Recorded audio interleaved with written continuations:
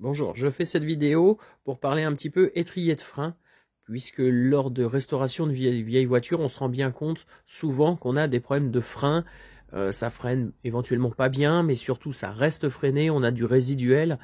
Risque de refus au contrôle technique, frein inconfortable, frein qui chauffe, qui sentent le chaud lors d'un essai, perte de performance, etc. Bon, lors des restaurations, je me rends souvent compte, comme je vous dis, que les freins sont vieillissants, ils sont souvent grippés, et il ne faut pas hésiter à intervenir en conséquence. Alors j'en profite, puisque moi le freinage avait été refait sur cette voiture, mais j'ai un freinage résiduel qui est léger, mais qui chauffe quand même la roue lorsqu'on fait des roulages, freinage résiduel sur la roue avant gauche. Donc j'en ai profité pour démonter, analyser un petit peu, et puis on va débriefer là-dessus.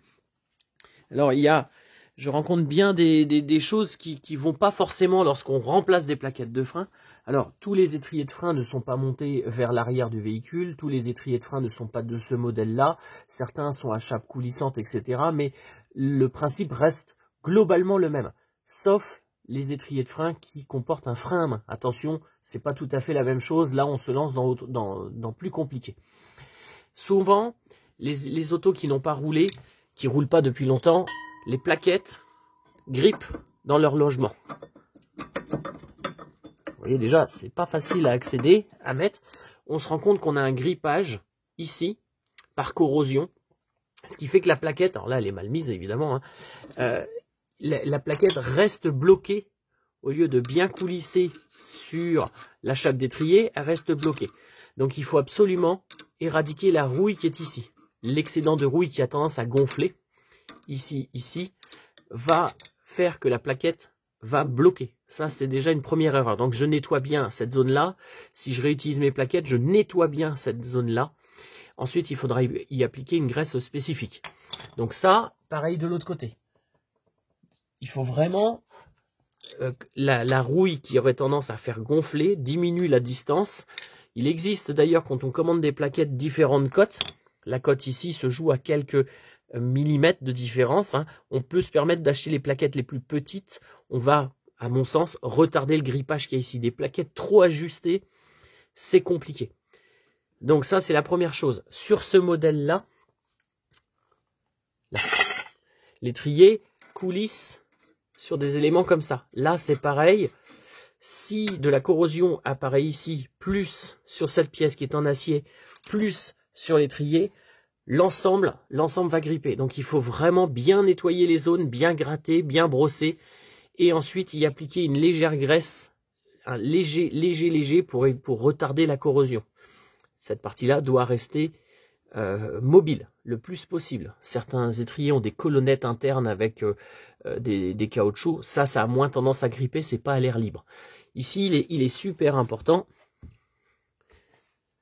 que l'étrier puisse coulisser comme ça convenablement. La rouille qui apparaît entre les deux va bloquer. Ça, c'est vraiment à enlever.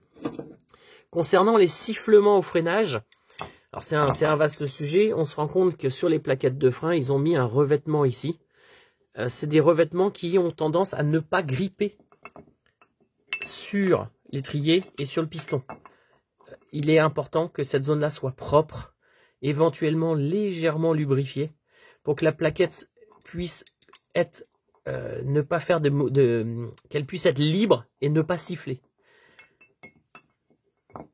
Donc pour les sifflements au freinage, bien souvent c'est du nettoyage complet, légèrement graissé ici, légèrement graissé la plaquette ici et ici, avec une graisse spécifique haute température, et en général le sifflement disparaît. Bon, ça peut revenir, un sifflement, c'est pas dramatique. Nous aujourd'hui, ce qui se passe, c'est le piston hydraulique qui est dedans. Il a tendance à gripper. Sur les vieilles voitures, les liquides de frein n'étaient pas remplacés, ils noircissent. Alors ce n'est pas le liquide de frein, ça c'est un vieux pot, c'est un pot qui me sert à tout vidanger. Donc souvent on a du vieux liquide de frein qui vieillit ici, qui n'est pas remplacé.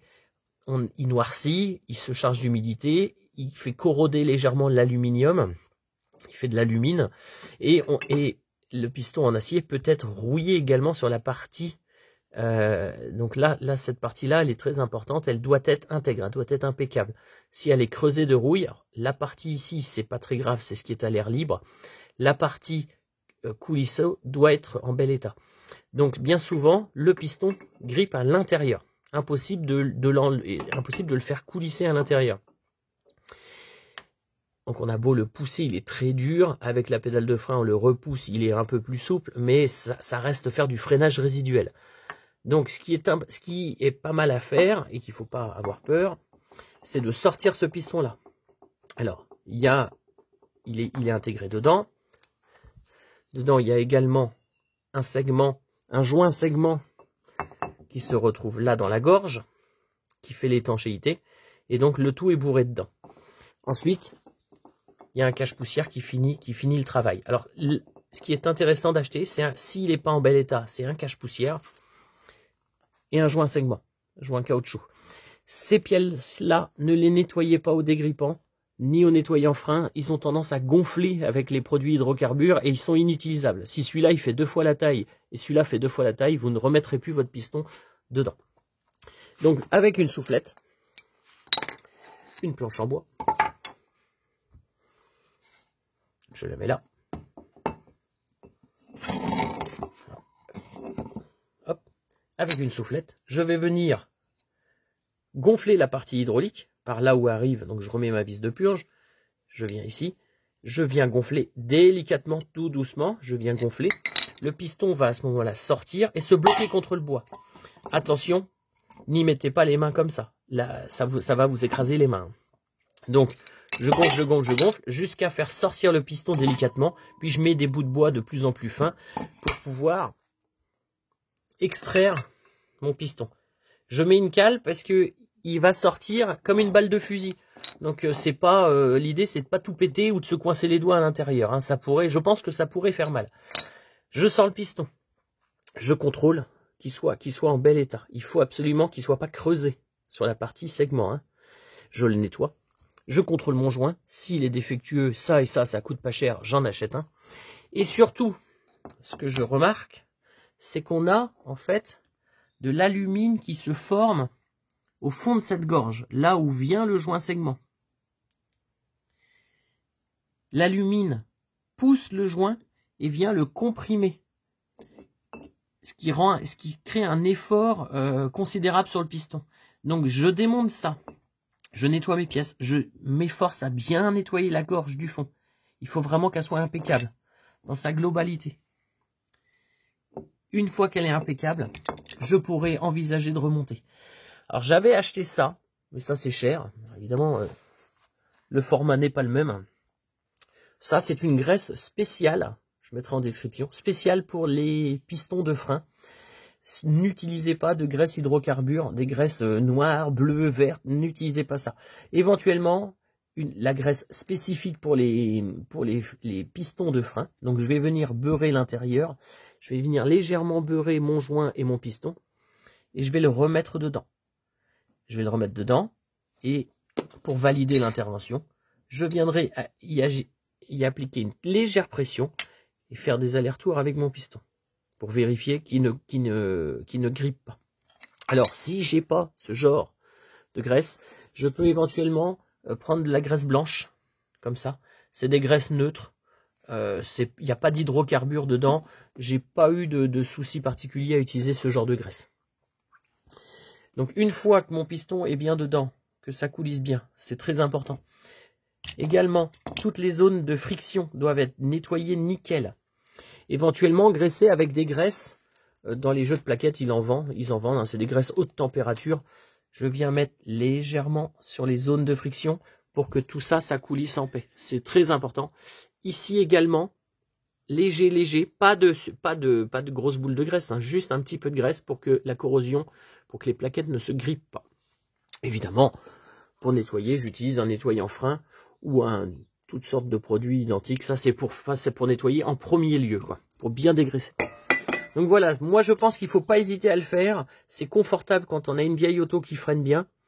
Donc l'idée, c'est tout ce qui est frein. Il faut bien nettoyer, bien dégripper, appliquer les graisses qui vont bien aux bons endroits. Et évidemment, remonter conformément.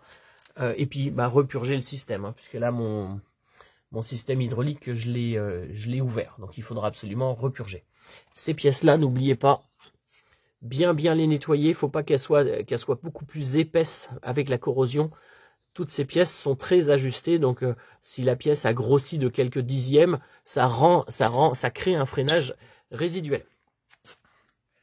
Merci beaucoup, et puis j'espère vous avoir apporté quelques informations sur les freins. Au revoir.